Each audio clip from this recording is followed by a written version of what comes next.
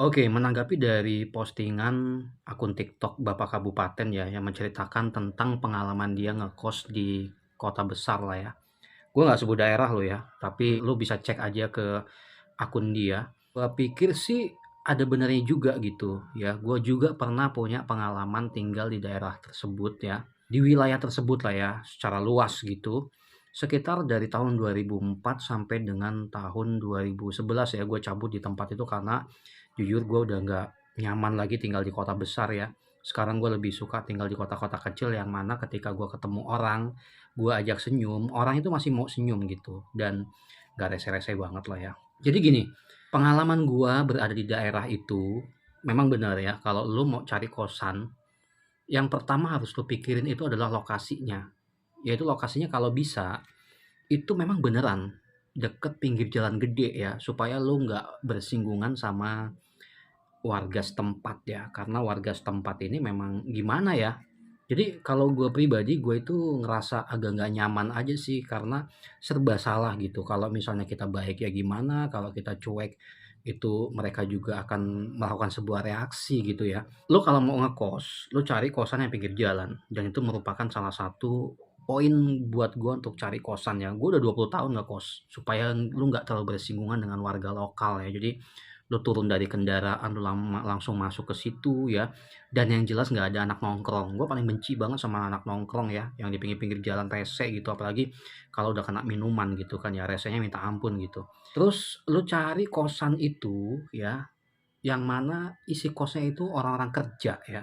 Karena apa? Karena kalau selain orang kerja, itu kebanyakan mereka punya waktu luang dan mereka nggak ada duit. Sehingga apapun itu mereka selalu melakukannya di kos-kosan, kadang suka ngumpulin teman-temannya gitu ya.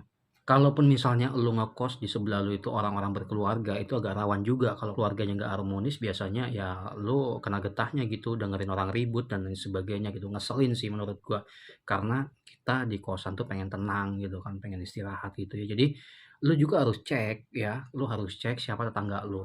Kalau pengalaman gua sih, semakin mahal kosan lu ya, semakin mahal kosan lu biasanya, semakin orang-orang yang ditinggal di situ tuh semakin privacy dan eksklusif. Jangan cari yang di gang ya, apalagi sampai masuk-masuk gang dan tipikal kondisi gangnya itu rada-rada ya agak-agak kumuh gitu, fix ya, banyak resenya ya.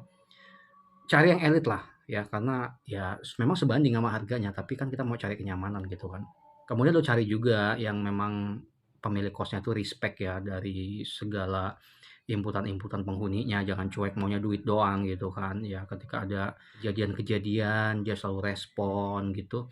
Dan ya lu harus pahamin, lu harus googling, jangan juga cari kosan yang di daerah-daerah yang rese. Setiap kota itu ada daerah hitamnya, jadi lu harus pahamin itu gitu.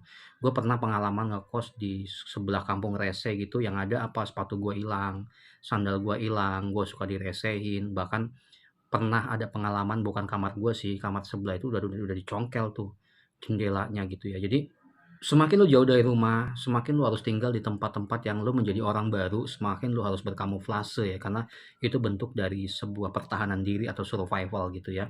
Dan hati-hati juga, ada pengalaman-pengalaman yang lain nanti gue ceritain lagi deh, gue ceritain tentang pengalaman-pengalaman gue mengembara ya, traveling dari satu kota ke kota lainnya. Oke, mungkin itu aja, nanti gue bagi lagi, gue bikin di part kedua deh. Thank you.